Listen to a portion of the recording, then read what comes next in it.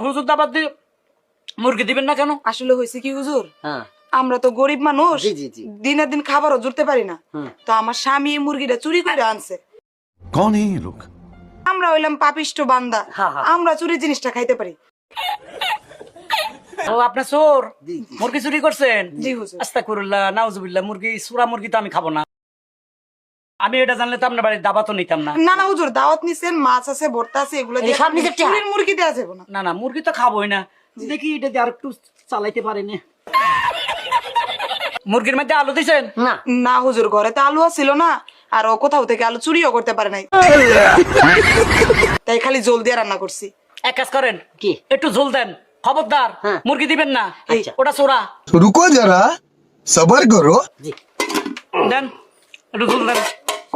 হুজুর একটু জল বেশি করেই দিন। আরে আরে, এটা কি করলো? তুলো তুলো তুলো তুলো।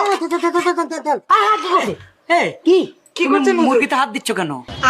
হুজুর এটা তো চুরির মুরগা, আপনি খেতে পারবেন না। আর অত দেখা দেয় নাই, ঝোল দেওয়ার সময় এটা গড়াই পড়ে গেছে যেহেতু এটা খাওয়াটা জায়েজ আছে।